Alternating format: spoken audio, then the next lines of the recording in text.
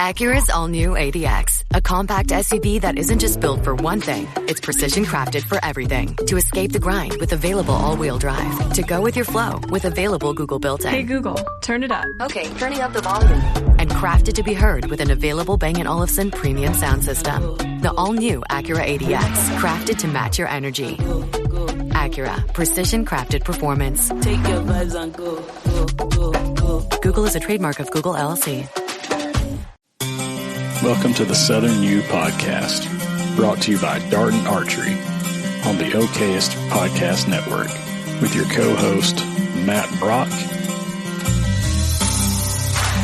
Jeremy Ferguson,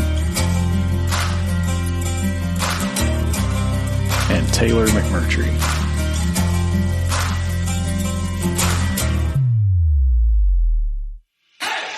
If you're looking for all things land-related in the Southeast, you came to the right place. Whether it's real estate, habitat, wildlife, or just being outdoors, this is the place for you.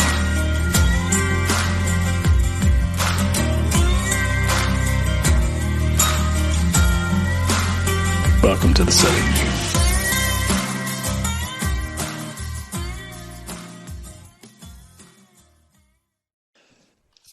All right, everybody, welcome back to another episode of the Southern U Podcast, where we talk all things land-related. My name is Taylor McMurtry. To my left is Mr. Jeremy Ferguson, Wildlife Consulting Services / Tutland. How's it going, Jeremy? Good. Good, man. Tired. Yeah, I hear you have been burning the roads up here lately, along with a few other people. Yeah, a lot of miles. Yeah, you guys did some damage on the turkey woods. We did. Yeah? We did. Yeah, we'll get into it here in a minute. No doubt. And we got a pretty cool episode because you guys have sent in your questions and wanted to ask other biologists wildlife-related questions, and it just so happens we have another one. That's it. Somebody that you have not heard from, at least from our podcast yet. I'm going to let Zack introduce himself because his credentials are probably way above my head. They are numerous. Yes, numerous. Zack from Whetstone Habitats joined us as a special guest. Zack, take it away, man. How's it going, everybody? I'm Zack Vucurevich. I own Whetstone Habitat. I do habitat consulting for private landowners.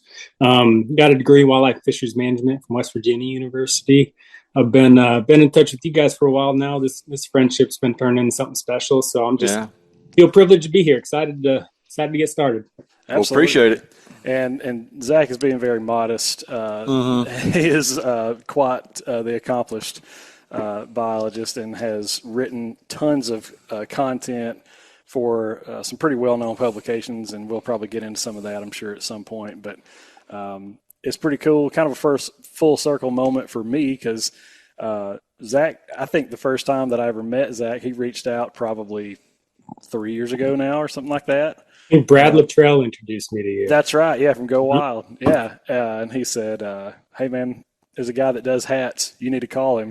and it was just wild. It's one of these hats, actually. Yes, that's right. It's one of them. That's so awesome. He called and said, hey, man, the guys at Go Wild said, you're the hat guy. And I was like, oh, sure, we'll take it. And so now here we are. But it's pretty cool to kind of see your journey, too, just as you've kind of grown your business and developed. And it's, pretty neat to be a part of. Thank you. So with that being said, we are continuing the Ask a Biologist series, and we have tried our best. Again, scheduling conflicts have sort of limited us on some of the stuff we've wanted to do in the series, but we have really tried hard to get new minds, not just us. Yeah, new blood. New blood involved in different perspectives and different specialties, too. You guys have asked some pretty specific questions, so we've wanted to try to bring in experts on those matters and so that answer them the best way we can. Yeah, we bore ourselves, much less anybody else listening to us. So. Well, that'd probably be a good time to say I'm in the Nashville area, so I'm a little further north than these fellas. So, Oh yeah, slightly absolutely. different habitat, but same management goals. Yeah, but and cover a lot of territory. I mean, you go all over the country, right? Mm-hmm. Yeah, I got clients from Montana to New York State down to Mississippi, everywhere in between. I stay pretty busy in Kentucky, Tennessee, Ohio, Indiana, kind of the Midwest. Mm-hmm. Been getting more and more clients in Nashville and in Tennessee. That's actually part of the reason I moved here. Wasn't wanting to do quite as much traveling, and I knew the area around Nashville. I mean, we host NWTF every year. We host SCI every year. So hunting's a big part of the culture. And thinking about, starting a family down the road, I just can't keep traveling like I used to. So made the move down here about 3 years ago, and it's been great since. Yeah. Awesome. That's cool, man. Yeah, beautiful part of the world too. Absolutely. Really, really nice. Yep, it is cool. And before we jump into the questions, we'll start throwing them at Zack here in a second. Mm-hmm. Any shout-outs you guys want to give? That's something we do before, just kind of to start out the show. Yeah, I'm gonna give a couple. Actually, maybe three. Guys, turkey hunting with the last few days. Of course, everybody knows I was with Brock, but Matt Moore and Trey McElrath and Austin Young, man, now Trey was the guy we really went with. He headed up the hunt for us. Trey used to work for me at the time and still does as an agent, but couldn't make the turkey hunting trip. So his buddy Austin AY went with us and showed us all the properties and had a big time. And of course, Matt Moore, our buddy from Texas. Shout out to Matt. Joined Turkey Slayer. Yeah, joined Matt and I in South Dakota and Nebraska. And then when we finished up, he went on out to Montana. So I need to send you a picture, Zach. He was out trying to get Montana checked off the list and encountered just a straight up white Jake. No kidding. Yeah, and had him at 5 yards. Took a bunch of pictures of him and sent them to us. And of course, he saved the GPS location. He's going to try to visit him again in a couple of years. Probably next year if I know Matt Moore. The landscape's going to be wanting this. Oh, there's no question. No question. Let's go out there and get that yard turkey. That's what it looks like. Mm-hmm. But yeah, we had a good time. So that's my shout outs. Awesome. Zach, you got anybody? Yeah, I'll shout out my buddy Michael. I took him out on he gotten one bird when he was in high school, and now here we are with 33, and he hadn't even thought about turkey hunting since. So after some poking and prodding, I convinced him to come out to my farm, and we had a great hunt. Didn't get a bird, but had a great hunt. So I just want to shout him out for giving it a second chance, and I think I planted the seed. He's hooked. He can't wait. He's already talking about next year. So shout out to Michael. And then staying on the turkey theme, good friend of mine, Jeremy Korber, he runs Fit to Hunt, a fitness company for people in the outdoor space. And I just want to shout him out because he's made it a point year over year, and he's always gracious enough to share his experiences with me. But man, he takes his boys all over the country to chase turkeys, and it's just a good bonding time they have. Last year is his son's last turkey hunt before he went off and started college, and man, that relationship that man has with his kids and what he's able to share with the outdoor space is something I envy, and I just want to let him know I appreciate him. Keep me in the loop. Yeah, that's awesome, man. No doubt. It's great to have folks in your life like that. No doubt. Yep. I'm going to shout out. It's going to kind of roll into kind of a sponsor shout out too, but shout out the guys at Tethered, Ernie and Greg. Of course, they help us out here on the show, and they are actually having like a spring sale from what I understand. I saw that on Instagram today. So if you're in need of any saddle gear, doesn't have to be a saddle, but climbing sticks, any kind of accessories that they make that kind of makes things a little bit easier trying to get elevated and hunt, they're running, I think it's like a 30% off sale. That's strong. Yeah, pretty strong. I might have to try saddle hunting this year. Yeah. Well, I haven't just jumped head first into it, although I've picked up a few little pieces here and there. Their one stick is absolutely unbelievable. I think it's sub-pound, right? Yeah, ready to hunt, it is 1 pound. Ropes, everything ready to rock and roll, it weighs a pound. So it's pretty incredible. And there's been some other it's not to like bash anybody else or anything. There's other companies that are trying to get into that super lightweight, stick game. And and at least from what I have seen and gotten my hands on stuff, that could change. Who knows? But as of today, there's not anything that I found that even remotely comes close. I mean, they're just everything from their locking system for, there's no buckles, there's no anything to clank or make noise, but that cleat that you go around and tie off is super easy and fast. And then it's the way that the sticks actually stack together whenever you're ready to leave and, stop hunting or you're ready to pack it up and throw it on your back or whatever. There's no bungee cords or anything like that. Everything just stacks together neatly. And I would use them even if they were heavier just because of that. Yeah. There's no buckles and there's no bungees. Like, it's just so nice to just click them together and just go, Well, I've never been a backpacker, hiker, deep woods hunter, just hadn't been.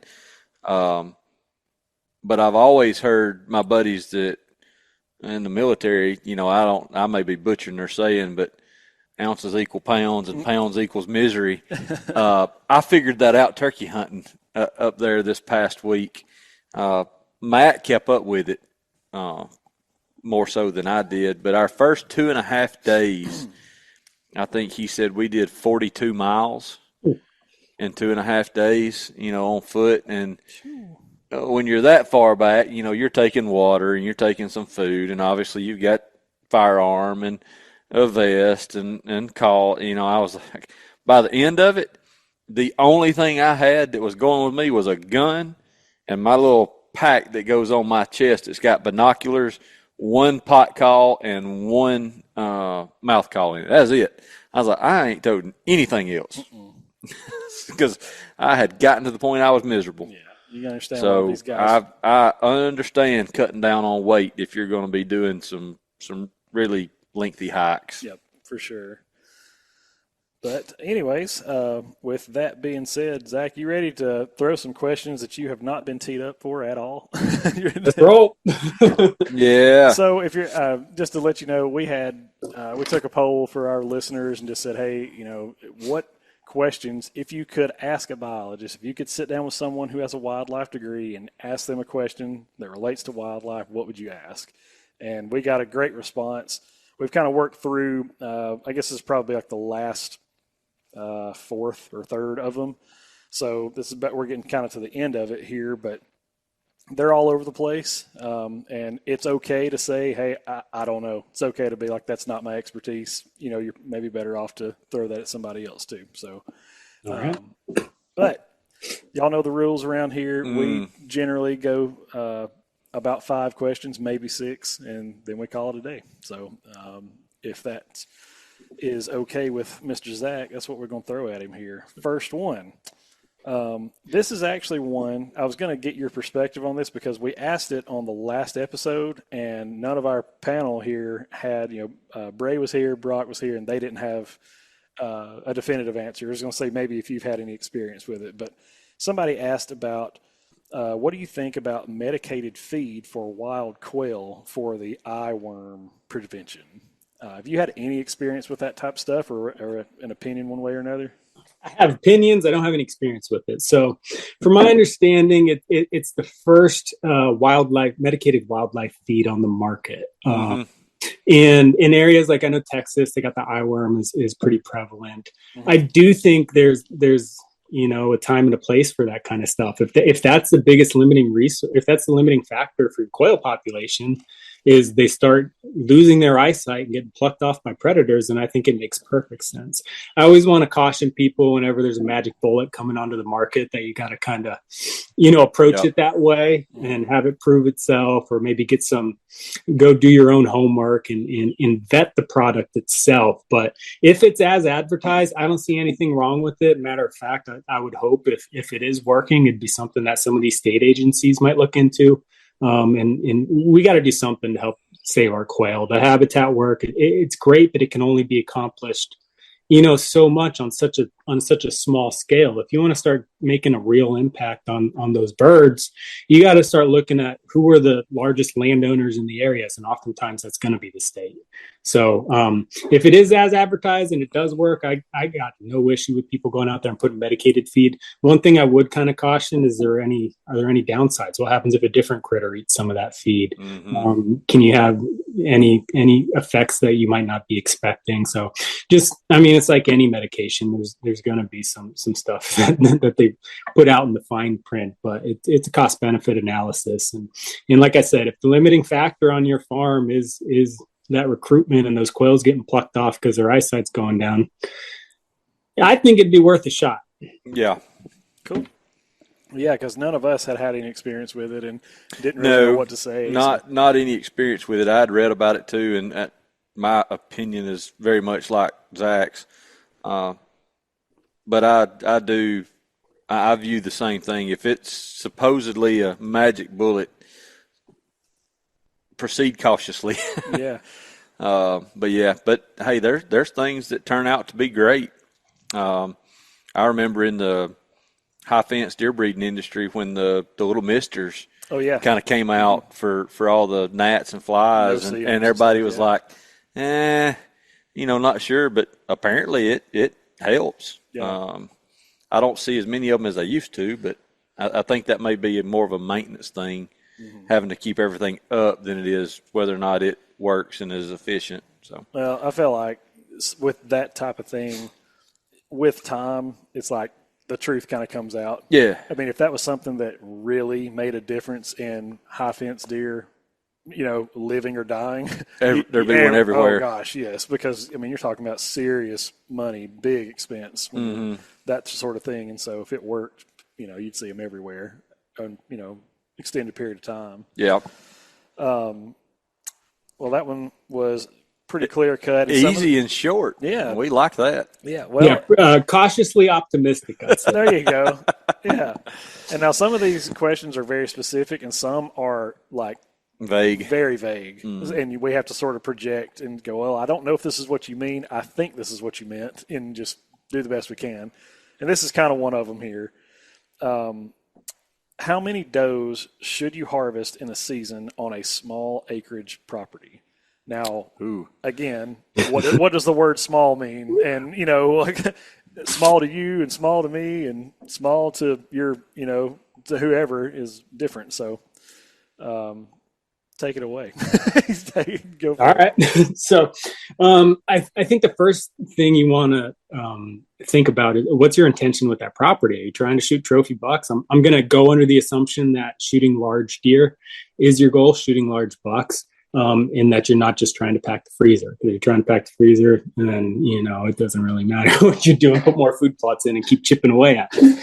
But I say, so when I'm looking at a small property, I'm looking at keeping those doe numbers and as much as you can affect it, because you have to realize that there's going to be deer. Their home range doesn't conform to your property boundaries. So if you own 100 acres. And you're managing for whitetail, those whitetail home range is about 600 acres on average. So you're only going to be able to have so much you can actually do on that landscape. So as far as herd management goes for producing trophy bucks on the landscape, you can have an impact temporarily by taking out those does in terms of like production of food plots, like cut down on the number of mouse immediately staging on your area, make those food plots more productive. But in terms of numbers, I would honestly just look at what the habitat's telling you. Is there a heavy browse line? Are you getting deer bedding are the bucks bedding on your property? Here's a good one. Are the bucks bedding on your property? Or are they not bedding on your property because those spaces are occupied by the doe family groups? If you have too many doe family groups on your property, they're going to push those older age class bucks off to bed on your neighbors. So if you don't think you're getting any bucks bedding on your property, there's probably a pretty good. Those doe family groups are the most territorial, ones in the whitetail world. They're the ones that are going to push a buck off a food plot. They're the ones that kind of dictate. They run the roost. So if you can limit those numbers, and like I said, they're going to keep trying to fill in over time. So it's something you'd have to stay on top of. But limiting the number of doe family groups occupying that particular property can open up the door for, it's all spatial area. You're just making more room for those bucks to move in and be able to utilize the property. So it's kind of hard to come up with a number. with something like this, but I'd just That's say right. look at what your property's telling you, and again, what are your intentions? If you want those bucks, if you're going to treat your whole property essentially like a sanctuary, and you want that buck bedding in one location, and you want to make sure he's not getting harassed by all the yearlings and those doe family groups, then maybe you should start to take a few more does off the farm. Right. Well, yeah, that's what I mean too. Like, we're having to sort of project, I'm assuming this is for trophy whitetail, maybe not, but if it isn't, and it's strictly just, I just want a healthy deer herd, I just don't want to over browse my, my property or whatever, then maybe take more. And one thing I'll add is absolutely talk to your neighbors too, and try to find out what they're doing as well. Because if you don't, and everybody's treating it like, well, I don't necessarily know what my neighbor's doing, but I'm going to assume they're not killing a whole lot of deer, and yet they're harvesting, equal number. At times you can run into a problem with lack of communication and over harvest or under harvest. Mm-hmm. So good. Well, and that's a good point. Whereas wildlife cooperatives, every time I'm doing a consultation, I'm asking that landowner, what's your relationship with your neighbors? Do you have a good one? Do you have a bad one? Do you not have one? What can we do to improve that? If it's a bad relationship off the rip, you might be stuck. But if there hasn't been a relationship in the past, or if it's, cordial, forming something like a wildlife cooperative where you can get all those neighbors on the same page. It doesn't have to be anything formal, but go up and introduce everybody. So you guys, especially if you're on small acreages, you're probably chasing the same deer. That's right. So if you're going to be willing to show him, hey, this is a 3-year-old I want to see make it to next year, the small acreage property owners are the ones that get so fearful that the neighbor's going to shoot their bucks. So they're going to end up shooting deer a year before they normally would if they were going to track the land, just out of fear. If you can establish a relationship with your neighbors, and get a management plan put together with them, whether it's, okay, what are we planting this year? Can we do a seed order together? How many does do we need to take off? How many did you take off last year? Those are the types of things you can accomplish, even though you might only have 100 acres. If you got a couple neighbors in the neighborhood that have similar sized tracts, you can end up managing a pretty good chunk of ground more intensely. Oh yeah. And that's the one thing that we have struggled with in the South, especially the deep South, is getting landowners to communicate and be willing to enter cooperative agreements. Most of them aren't. And I don't necessarily know why. I'm just kind of guessing here that they may view it as, well, I'm not going to let anybody have any other type of input or control on what I'm doing on my place. I'm going to do what I want to do, which is very Alabama of you, of the folks out there. But, cooperatives are a very, very underutilized management tool here in the South. No doubt. Kentucky, I see that a lot too. We have one neighbor that we originally was part of our wildlife cooperative, and they had 800 acres adjacent to the rest that we were managing was around 1,200. So we had about 2,000 acres total. The 800-acre landowner had a brother, and the term that he didn't like in our agreement for the wildlife cooperative is there's a county road that runs down, does a big loop through the holler that we're in, down through. And all we wanted was, we're not telling you can't let anyone hunt your property, or we're not expecting to be able to go onto your property and hunt your property. We don't want anything to do with that. All I want to know is if you're giving someone permission to be down in here, let us know what vehicle they're driving and what their name is, and that they have permission to be down there. Yeah. One of the brothers took offense to that. Why do I need to tell you who I'm giving permission on my land? When at the end of the day, what I was going for is, we're trying to cut down on poaching. I want to make sure that anyone that's down there, especially people down there with a firearm, are supposed to be down there and have permission to be down there. So you're going to run into that anywhere you go. But I said, if you're a new property owner, bake your neighbors cookies. Do whatever you got to do. Amen. Invite them to a barbecue. Like, those are the type of things that you can do. And like, I got 2 neighbors that are part of the wildlife cooperative. They don't hunt. They run cattle on their farm, but they just like coming to the barbecue every year. And what did I get out of that? I got hunting permission on their cattle farms for basically nothing, just because they like being part of the group. That's right. So stuff like that does happen. And if you don't take the initiative to establish those relationships, they're not going to fall into your lap. That's right. That's right. That's good stuff. Let's see. This is kind of somewhat switching gears for this third question here. Best affordable supplemental feed combo. Again, that's pretty vague. Combo. Yeah, I'm saying I'm like a number 3. yeah.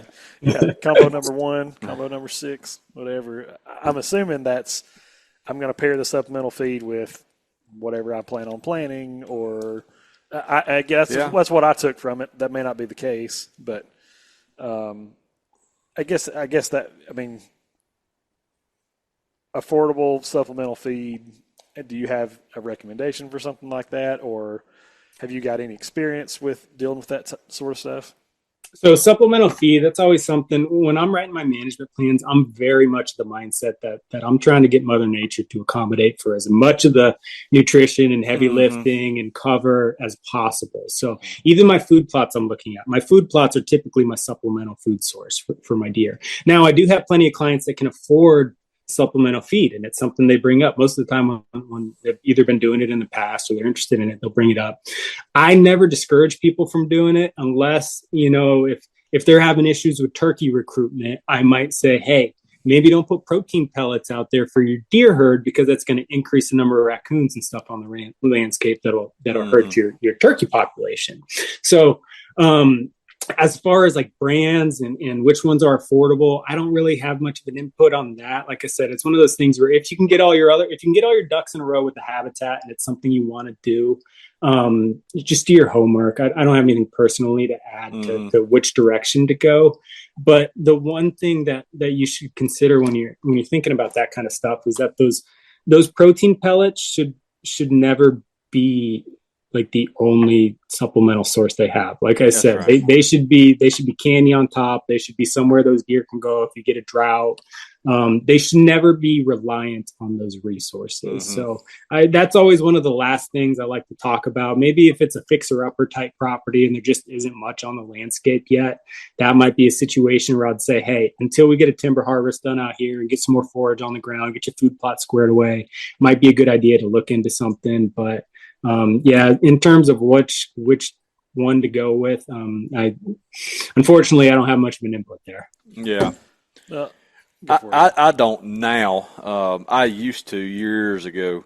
We took really all of the big players and emptied them out and put them in Ziploc bags and sent them off to a laboratory and did, all the major testing. And look, everything that's on the bag is very, very accurate as compared to what you're going to get if you send it in for your own test. I mean, it's supposed to be.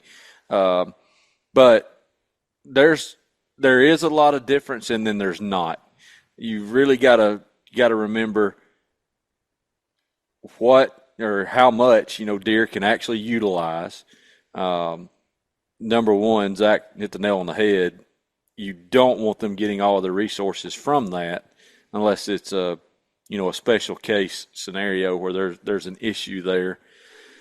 The two rules that I have for supplemental feeding is they have to be consistent and consistently done, consistently fed, and then don't swap up in the middle. If you go to changing feeds just all at once abruptly, you can have a negative impact. One, they can either stop eating it completely, or the formulation difference may cause some problems with the ruminant stomach side of things. But I've always had a question, and this is deeper than Zack and I probably even thought about going in most times with our backgrounds. But I would really like to get with a nutritionist and folks like that. And a question that I have had for a long time, and I think you and I talked about it yesterday riding down the road, is most people are looking at these feeds and these meals are looking at them from just a class of animal, not necessarily deer. So they're looking at ruminants. Well, deer are very different than anything else in one regard, primarily one regard, and that's antler production. And they're robbing a ton of those nutrients from the skeletal system. So I am curious on how all that plays a role. They're not just using the nutrition that they're getting then for antler growth or body growth or anything else. They're robbing from excess that they've had over the past, their lifespan, but especially the last year after the antler drop and then start the process again.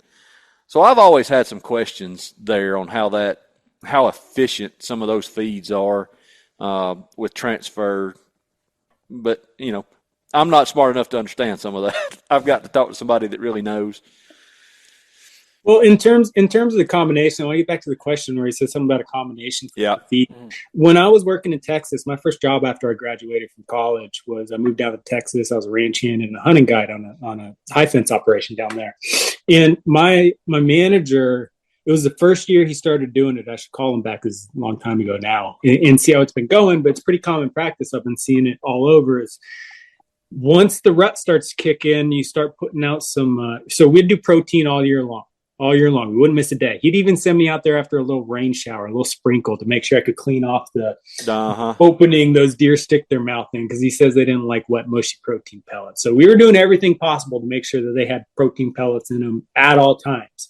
But as the rut started to kick in, he was adamant of getting cottonseed out there and putting that as another supplemental food source because of all the fats in it. It's really good for replenishment and just filling up those reserves after the rut. So if that's more, just trying to see if maybe that's the kind of question he was asking as far as pellets and something else.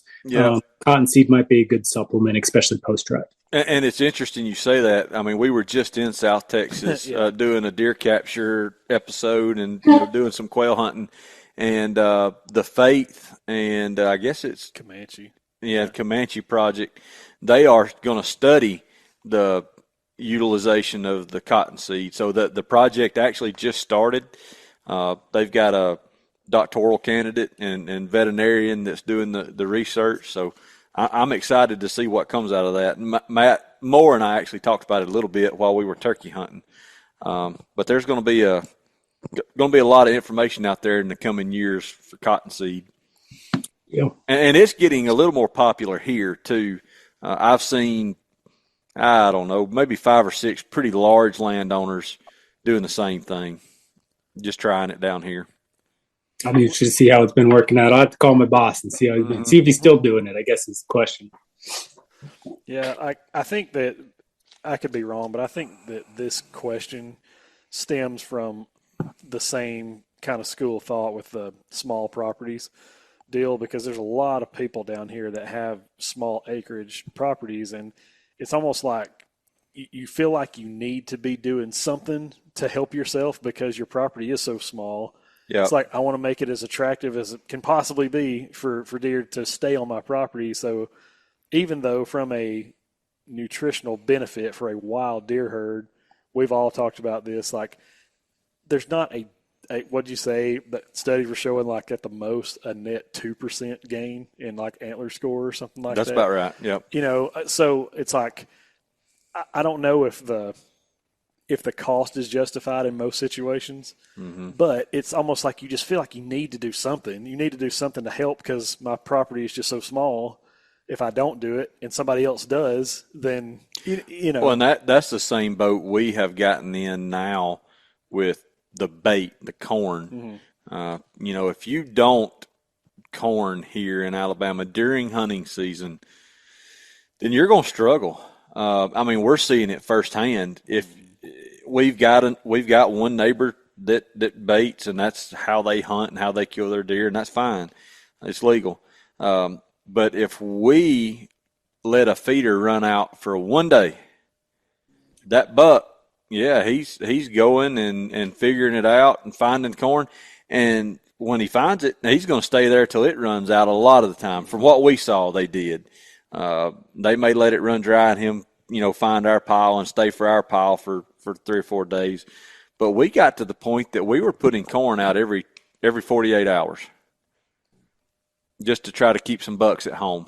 That's the only reason I have corn out during hunting season. It's because I know my neighbor's got a big pile of corn. I hate it. Yeah. I mean, I hate it. Kentucky, I'm hearing. So my farm's in Kentucky, and I'm hearing whispers that they're already they added an extra month or two, I think, to where you can't bait during turkey season, and then some after. And CWD is becoming more prevalent in the state, and I think it's just a matter of time before they pull the plug on the baiting situation. And I'm one of the rare people that couldn't care less. I'm actually excited about the idea. Oh, I would be tickled if Alabama did away with baiting. I would be ecstatic. It wouldn't hurt my feelings, and I hate to say because I got a bunch of buddies in the industry with cameras, but it wouldn't hurt my feelings if cell cams were. I think there should be a delay on them, like a mandatory 24-hour, 48-hour delay until they send them to you. Yeah, because look, and I get it, a lot of people they hunt to harvest. And, occasionally we're after a specific deer, and that's what we're hunting for, is to harvest that deer. But bait and cell cameras have made us extremely successful at targeting age classes and killing those age classes. And it didn't used to be that way. Everything was a little more even kill, so to speak. Random. Yeah, I used to say the easiest property to develop a good population, balanced population, was one in the South that had been dog hunted, where they were just shot more or less indiscriminately when they crossed the road. When there was a shot opportunity, it was taken. And we managed several properties that were heavily dog hunted, and they, by and large, had, just from the get-go, they had less deer, but their sex ratios and the age distribution was just really good. So that worries me a little bit. Landowners hate to hear this, but I'd much rather have a client with a property in a low deer density area than a 100% area. 100%. For sure. Let's see. We can keep trugging through these. This is actually kind of an interesting question because I think I know what the guy means. It says, at what point do you say that you have done all you can do to a property?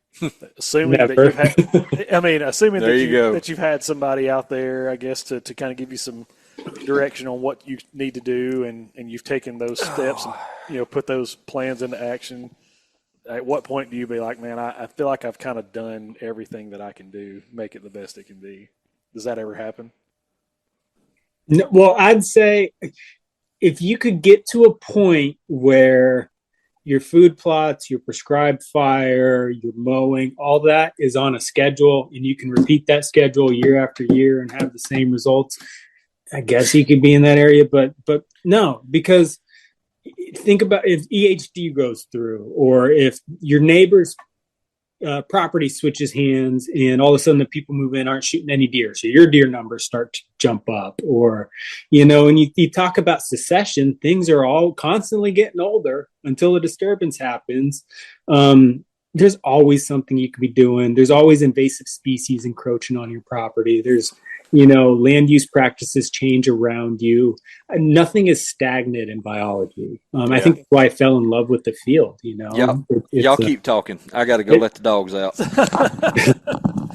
It's a soft science, and that's because everything's constantly changing. So I don't know if there's ever a point where you say, "Yep, done, been here, done that." But the more regularity you can have to your management calendar, where you don't have these big projects you're worrying about for years in advance, the more of that kind of stuff you can chip away, the better position you'll be in, but you're never going to be done.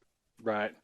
Well, I mean, I know that, Jeremy, I've heard him say before, if you have property, assuming that there's some timber on it, like timber harvest is part of your management plan at some point. Like, that you're going to have to do that at some point. Now, that's very, very I don't know what the right word there is, I guess intermittent or something, but not something you're doing on a every year or even every other year basis, but once every 15 years or something like that. You're going to need to take some timber off the property to help it out too. So, well, and you can be doing stuff in the meantime to accelerate when you're ready to harvest. You can be doing a crop tree release. You can just be thinning your woodlots. There's all sorts of stuff you can be doing, Right. whether you think you're done or not.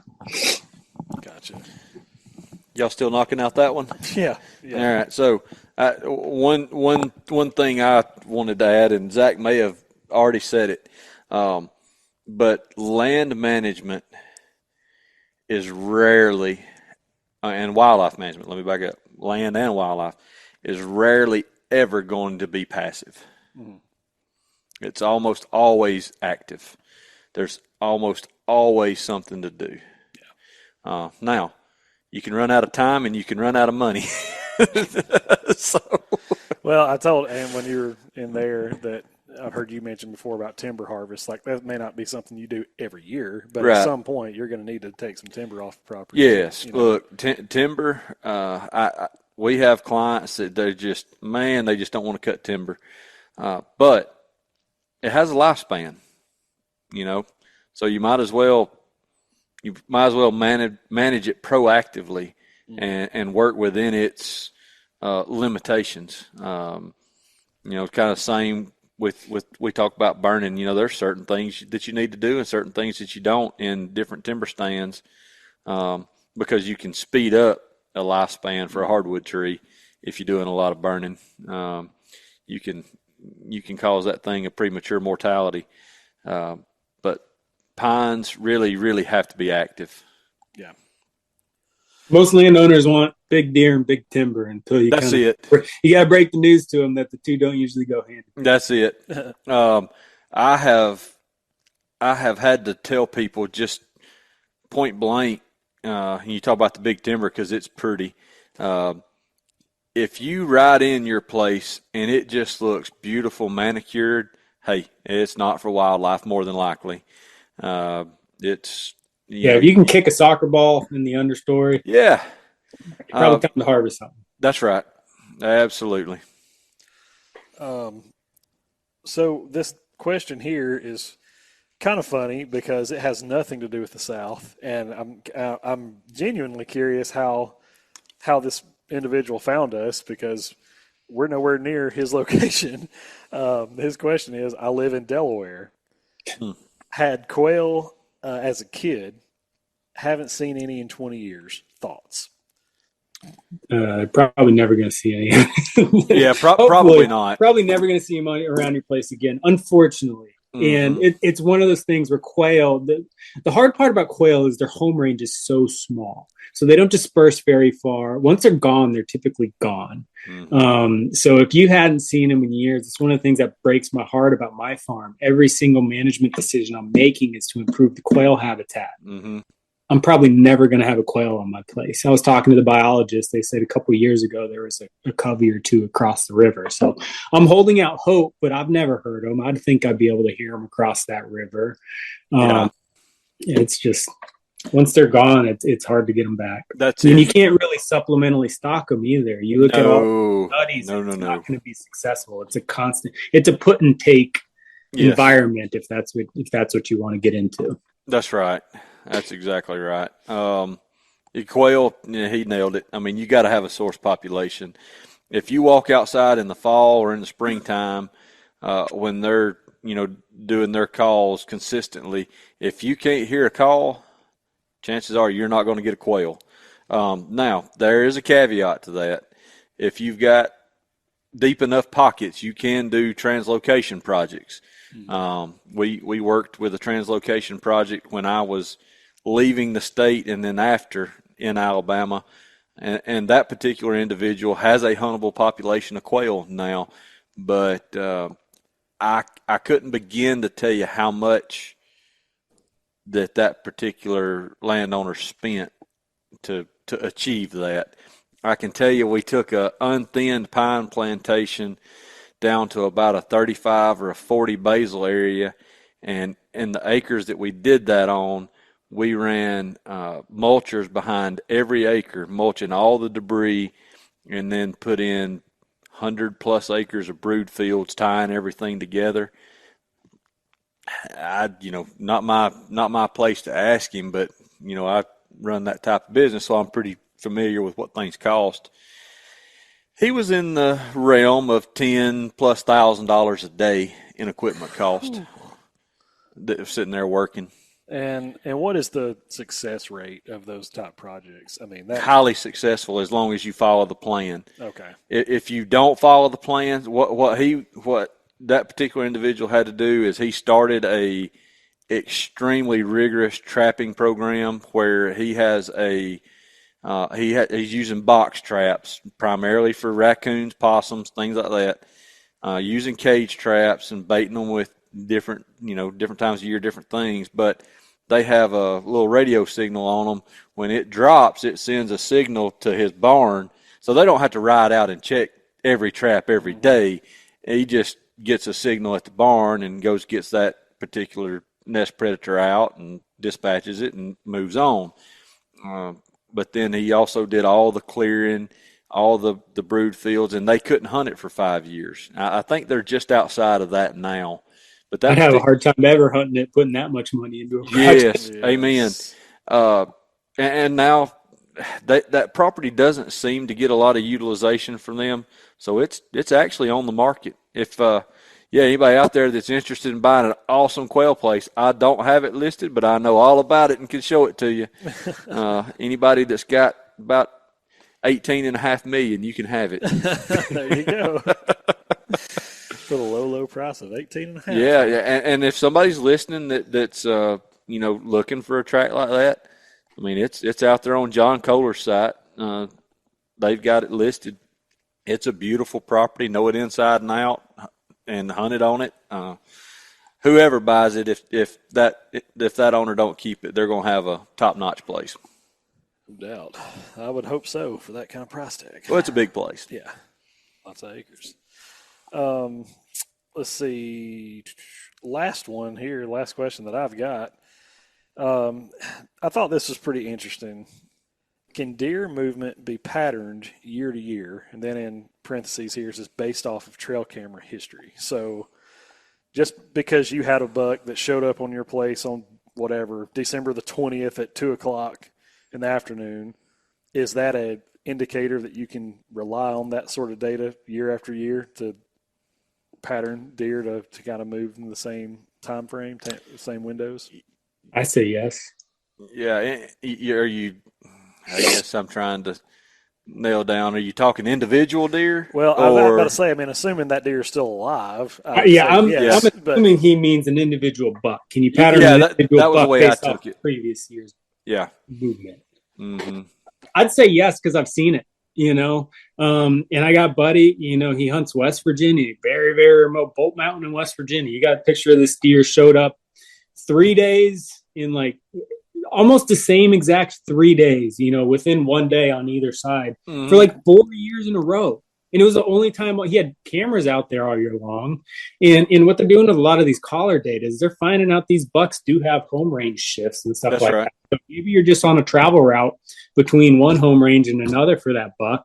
And he's probably going to transition from one to the other at the same point in the season year over year. So, yeah, if you do catch on to it, you got a camera in the right spot. I think that's a very, very realistic scenario to find yourself in where you can predict that deer, if he's still alive, might show up at that same spot the next year. Yeah. I don't disagree any. And I'll say, even going further, that it may not, besides tracking individual deer, that may occur for other deer too. Just using that same movement. I've been in Kansas the last several years. Let's see. Yeah, the 2 bucks that I have killed were 24 hours apart, a year apart. In the same tree. And then we had another deer known. Now, so this was an individual deer. We had another deer known that was seen a 3 to 5 day period 2 years ago. And then same period the following year, we started seeing him and he got killed. So he primarily lived on a neighbor, like Zack was kind of talking about. Their home ranges could shift, travel corridors can change a little bit. We actually got confirmation that deer didn't really spend a whole lot of time where we were hunting, but we did spend a ton of time on the neighbor, lived there, and he made some type of excursion, and it cost him. So I think it's the same reason you find, sheds year over year in the same location, seemingly that's it. Random hillside. Is it, something about that area is going to keep that buck consistent. I've found the same antler from the same deer in the same spot around the same time of year, year over year. It happens. Look, they're creatures of habit because one, if they've made that particular path at a certain time or really any time, and they've survived it, well, they're comfortable with it. so they'll continue doing that particular thing unless they encounter something that causes them to stop. I feel like, I'm not saying that it's wrong or that it's impossible, but I would say, I'm no biologist by any stretch, but my mind immediately goes to, like, deer density on a property has to influence that to some degree. Like, if both of those examples I've noticed, you said West Virginia, you said Kansas, not Alabama. And the reason I'm saying that is, like, when you've got, populations that are just so out of whack, buck to doe ratios are so out of whack. Yeah. I don't know that it's as predictable, if that makes sense. I would say if it's something that's out of whack, it's probably not as predictable. But if it's something that's managed and fairly well taken care of, that it becomes more predictable. Brock would be one to ask that question because I don't know what it is. He can't pick his kids out of a lineup if they're standing more than about 10 or 15 feet away. But a deer, he knows around us over there, he'll tell you where that deer is, what farm he's on, which landowner.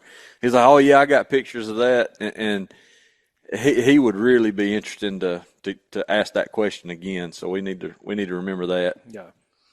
Because, I like I said, I've hunted places in the South, especially in Alabama, that it's like, man, that buck is just going wherever he's got to go. You know what I mean? It's like there's no rhyme or reason. I'm going after does, or I'm going after where I don't get shot at, or run away from dogs. yes. Like I think there's got to be some influence that. Oh, there definitely is.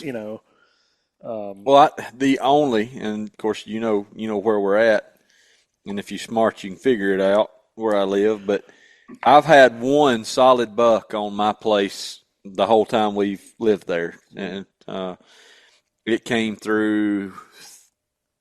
4 years ago now. Time's getting away from me. He came through and he was there for about 3 days. Got him on camera all 3 days. Next year, same thing. Now it wasn't the exact same time frame. It was about 10 or 12 days later. But then that deer hadn't showed back up after the second year. So I'm going to assume he got killed or hit in the road, or he didn't get hit in the road, or I'd have known it. Yeah, he got shotted. Yeah, he probably did, because he was a good deer. He was a 140 type deer. That's good for us. Yeah. A good backyard buck. Yeah, those don't last long around here. No, they don't. They get shot in spotlights and thermals and the whole nine. No doubt. Well, as far as my questions or listener questions, that's all the ones we've got, unless you got anything else you want to throw at him there, Mr. Jeremy. Yeah, well, we certainly can. What do you got going on up there now? As far as I know, you're doing some classes and whatnot now, but from Whetstone, what's big for you right now? So I'm real excited. I got my first publication coming out in Turkey Call this next issue. So okay. The June-July issue, I wrote an article talking about the importance of thermal cover and considerations for turkey poults. It's one of the things everyone, people talk about predators, nest predators, this, that, or the other hurting those turkey poults. But at the end of the day, the number one killer is typically hypothermia or overheating honestly, in a lot of those circumstances. So I'm excited about that. It was a bucket list publication for me. Currently working on a management plan for an awesome client of mine, and he's in Dixon, Tennessee. So I'm excited to get that in. I'm juggling a couple things. I'm trying to do my classes and work on his management plan in the evening. So I'm excited. Yeah. Well, you're a busy fella. Yeah, and I got a lot going on my personal farm too. So we got some huge projects we did. We did about 15 acres of clearings this year, pine savanna restoration, they're oak savanna restoration sites up on my ridge top. So I've been all over the place, trying to keep my farm in line, trying to schedule up this next year. I'd really like to do a learn and burn or something out on my farm and kind of showcase my property. So that's cool. Got a lot cooking right now for Whetstone. Yeah, that's awesome. That is awesome. Yeah, well, Zach, and if people want to reach out to you or are looking for site visit, consult, or stuff like that, how would people get in touch with you? Yes, my website's whetstonehabitat.com. That's WHETSTONE habitat.com. Most of the social media sites, YouTube, Instagram, I'm at Whetstone Habitat. Feel free to reach out, shoot me a DM, fill out a form submission on my page. I got a few openings left still this summer. If anybody's looking to get something done here in the near future, get a hold of me as soon as possible because those spots fill up quick. But like I said, I travel quite a bit. I'm familiar with most of this country at this point, managing for whitetail. So if don't hesitate to reach out. Yeah, and I recommend they do. Zach, we did a lot of talking, a lot of research, and trying to determine if. My mind just went totally blank. I mean, just shot, y'all. I think you're getting ready to compliment me. Yeah, I was trying, and then I don't know. It just poof. I guess I'm still tired. But anyway, yeah. I mean, if anybody is looking for somebody that does really good work, that's where I was headed. We talk a lot on this podcast about vetting who you're working with, right? Yep. And we vetted Zack really, really well. Not that he necessarily needed it, but really, really well. Had a lot of good conversations with Zack and with some other folks, and actually came up and talked with you and had a good lunch and good visit. So looking forward to interacting with you a lot more. Yeah, I'm excited. I should be heading to Alabama here not too long, so we'll okay. Yeah, I should be. Maybe I'll stop by in person here in the next few weeks. Yeah, absolutely. Look us up. We'll get out and tour around Gunnersville Lake and wet a line a little bit. Something if you want to. You ain't talking my language. There you go. I just won't bring my boat. I got both my fish finders are out of commission at the moment, so I've been fishing fine the last few trips. Hit one too many rocks with my trolling motor. Oh yeah, it happens. Especially if you go to Gunnersville, people assume that in between the islands and stuff like that, it's like, oh, this is super deep, and it's not. No, it's not at all. Tear their stuff up flying through there. We were fishing in an area. I know you're not familiar with it, or don't figure you are, Zach, but South Saudi area, and locals will know it. There's a pond out there in one of the flats that when it was flooded, all they did was they cut the timber, what trees were there, and just flooded everything. So there's a pond dam with stumps on top of it that some people don't know about. And we were out there fishing, and I mean wearing some bass out.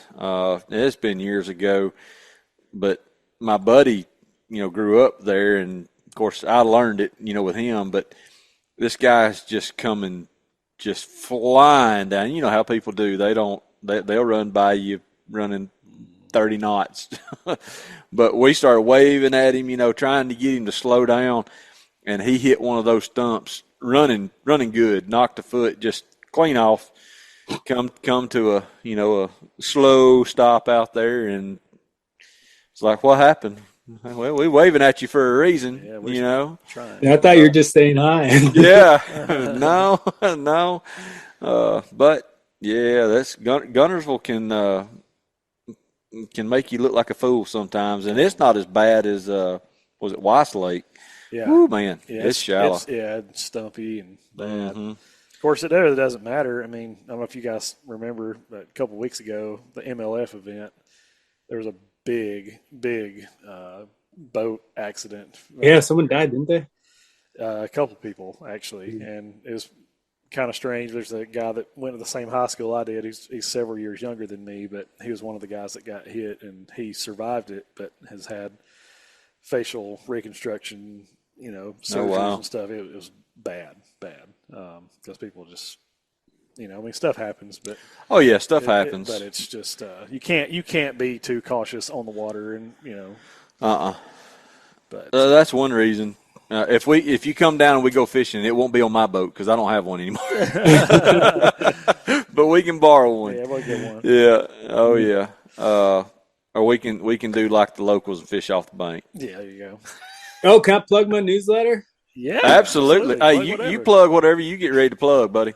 So I started a newsletter last year. It's called Whetstone Weekly. If you go to my Instagram page or go to my website, you can find a link to it, Whetstone Weekly. I talk all things habitat. I talk a little bit about, current events going on in natural resource space. Got a lot of crap the other week for talking about the Forest Service cuts. And so it's a little more, I'm not confined just to talking habitat on there, but I try to keep it pretty nuts and bolts as far as what's going on in the habitat world or what's going on, because I got plenty of public land hunter buddies and follow. So I try to keep everyone engaged on that newsletter. But if you just Google Whetstone Weekly, you should be able to find me on there. I'm trying to get that thing to grow. I'm really proud of it. So by all means, if anybody's out there looking for something to read on Wednesdays, please subscribe. Oh, absolutely. Zack, do you keep up with proposed legislation in other states much? If I come across it, I'll read into it, but not really. Have you heard anything about HB 509 in Alabama?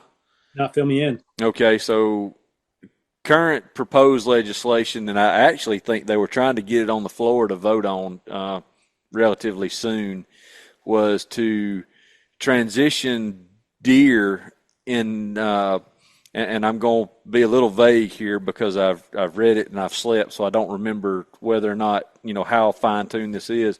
But deer inside breeder facilities, and I'm going to air quote high fences. I don't know that they're wanting to include high fences, but I know specifically the breeder side is that they're wanting to transition them to private ownership as livestock. I don't like that idea. I understand it. I understand why they want to do it. To me, wildlife is sacred. I think a lot of the ill effects we've been dealing with over the last 20, 30 years because the CWD has a lot to do with those industries not being as well regulated as I'd like to see. And I think deeming them as livestock when they can escape and breed and contaminate wild populations, it's just a slippery slope. So that's kind of my opinion on what I just heard. Well, yeah, and look, that's really my take. I know why they're doing it, and from a certain extent, I don't have an issue with it. And a certain extent, I do. I do believe wildlife, is sacred. It was really put forth by our state that they belong to everybody, and now changing the regulation to some private ownership. I don't agree with it, but look, I work with breeders and high fences, all over the South. So we've got a little contention there, but my big concern is really the regulation side and the enforcement side for Alabama, because they would be going under Alabama Department of Ag and Industry. And I know how many employees they have to, check on these things and actually go out and visit.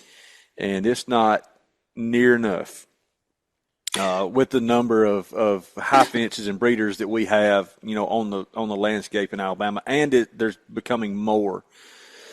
So that's my trouble. At least with game and fish, there are enough employees out there that they can go out and monitor and check and do the very basics that are required of the high fence and the breeders and check on those.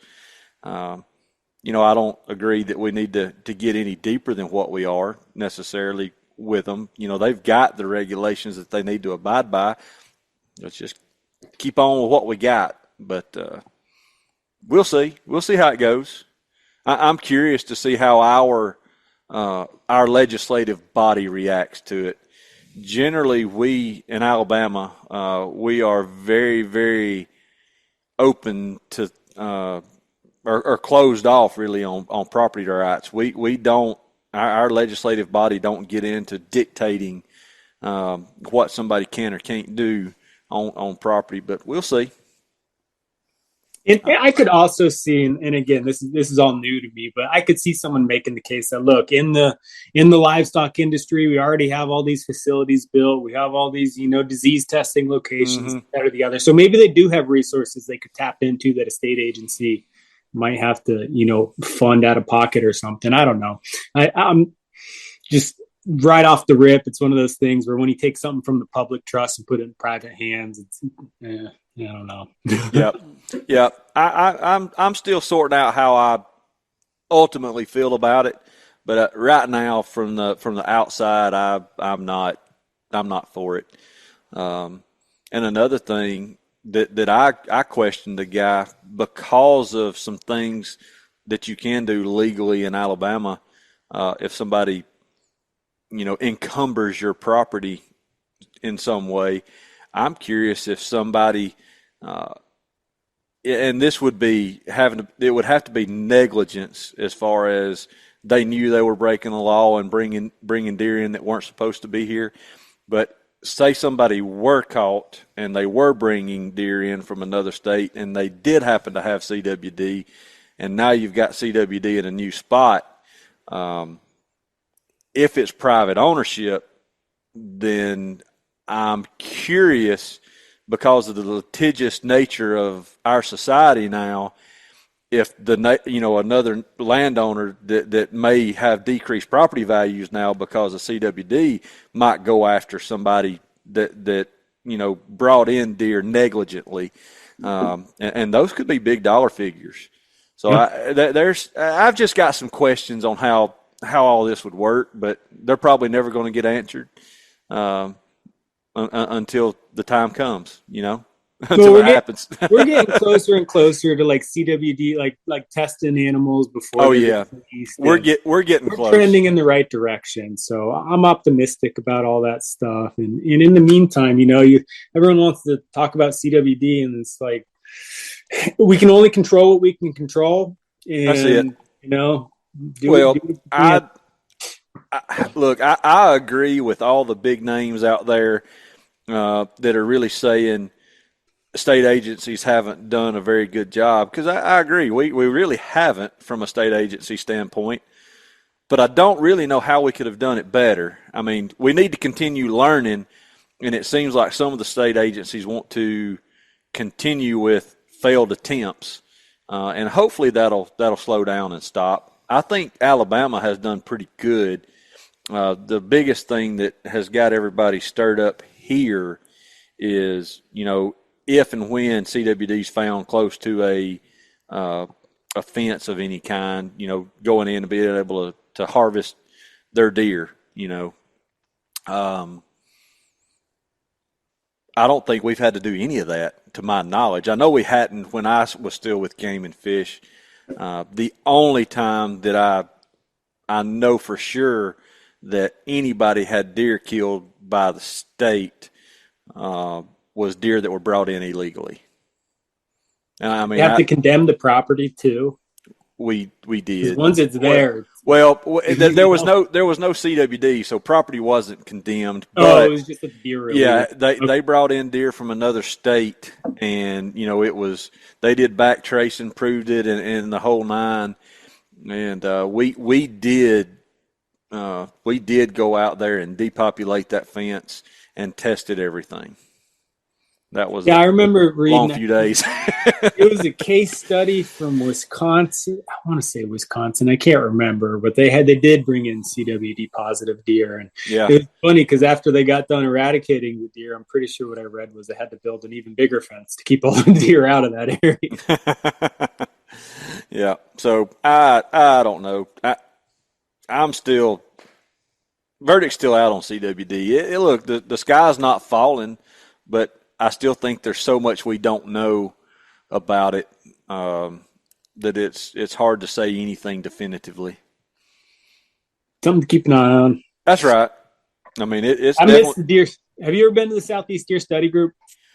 This past year was the second deer study group meeting that I have missed since 2001.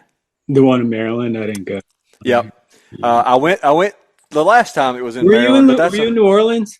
yes. Yeah, I was there too. Yep. Yep. So I started going in 2001, and I didn't go to Maryland this past year, and I didn't go the year that it was in Athens at the QDMA building or facility there. I think next year, where we at? West Virginia, I think. Maybe. I don't know. That sounds right. Yeah. Purple Fairy. Yeah. That's a good one. Anyone in the deer world, if you're looking to get the latest and greatest information on anything coming out at any of these universities, looking at, whether it's disease, population, Yep. Deer movement, the Southeast Deer Study Group is a fantastic organization to get yourself tied into. Oh yeah, it's phenomenal. It's about the only way I keep up with a lot of guys that I know from outside the state, and we've been going long enough now. I'm a little older than you. We've been going long enough. Matt Moore and I were talking about it, that a lot of our buddies that we hung out with and know, they are becoming the new deer coordinators, across the country, and taking up some of those higher roles. So it's going to be neat to see, my immediate colleagues start taking up those roles across the country and seeing how things change. I don't think you can pay me enough money in the world to take that job. No. It's not that I don't think I'm capable. It's that I value my life. Well, and look, and I don't know if you know Chuck or not. I'm sure you know who he is. But I don't know I guess he's gone now, totally. I knew he was stepping down, but Chuck Sykes, that was our director for several years now. He and I brought it up on the last episode, but one of the things he always said, who do I piss off? 50% over here that want it or 50% that don't.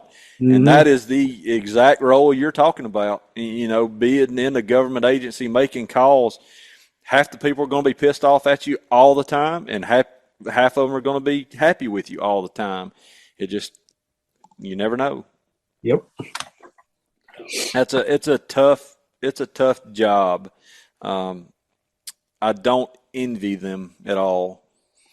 I really don't. Once you start messing with people's traditions, they get a little Amen. Amen to that. I can't. Ooh. The only thing worse would be, to me, would be being an actual game warden, an officer on the ground. I would enjoy it, but the stuff they put up with is awful. It's bad. No doubt.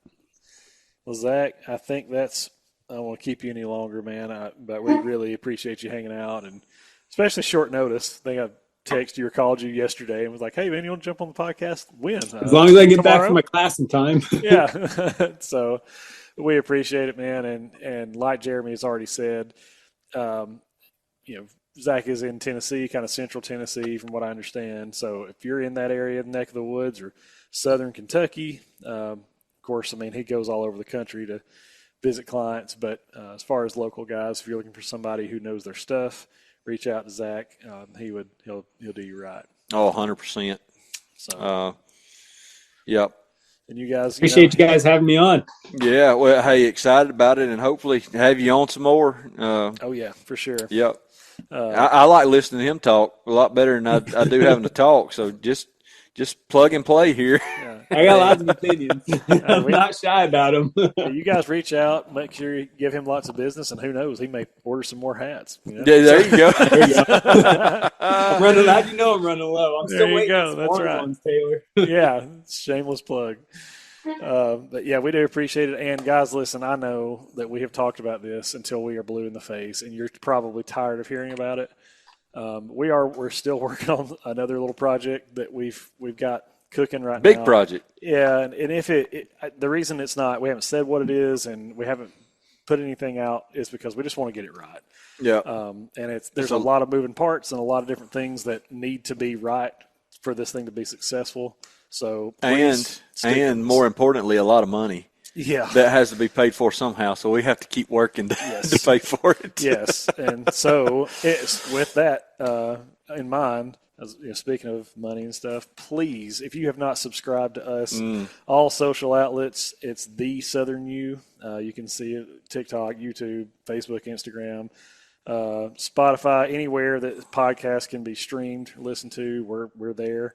Had a comment last night. I think somebody asked if we were on Apple. I'm like, yes, absolutely. So please subscribe. It means a ton to us, and specifically on YouTube. If you would follow on all social, but if you'll subscribe on YouTube, it helps us get to a place where we can start to monetize some of our content.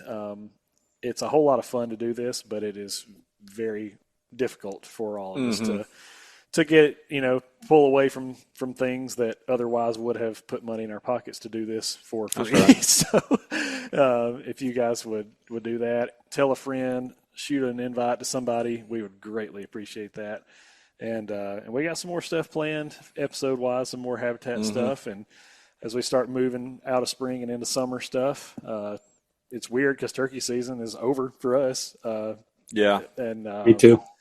A lot of places now are just kind of getting cranked up in the Midwest. Oh yeah, stuff like that. But we're over with, so we're gonna have some more summertime kind of off season type stuff coming up too. So, if you're a landowner, hold off on mowing your fields for a few more weeks. Let those turkey nests hatch.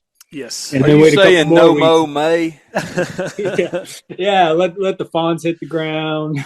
I wanted to joke, and I may still do it because I'm about to hook a bush hog up at my farm. But I have no deer. I have no deer and no turkey. So I wanted to film it and post it like on native habitat managers and all that. Just put no mow tall grass. Oh me, but yeah, it's time. There's a bunch. We got pictures of some poults. I guess yesterday. Nice. So it's nice, and this will. Of course, you're further north than we are. I had a buddy send some pictures of poults the second week of March. Whoa. Yep. Obviously an outlier, but hey, still crazy. Yeah, I mean when it. In the deep South, when it gets warm, they start doing their thing. And we did have an early warm snap. Yeah. So I'm sure that got some of those birds fired up. Well, and I had some poults run around in September on my farm last year, or end of August maybe. Wow. Yeah. Yeah. So that's getting back there. Then. And it's other side of the spectrum.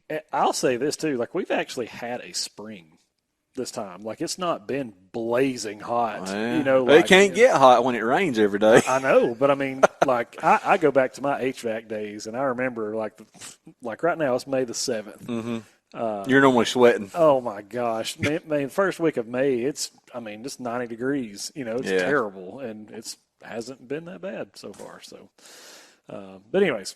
We appreciate you guys. Appreciate you, Zach. Thanks so much, man. Yep, y'all go check Zach out. Like, share his stuff too. All the things. And we will see you on the next one. Thanks, guys. Out.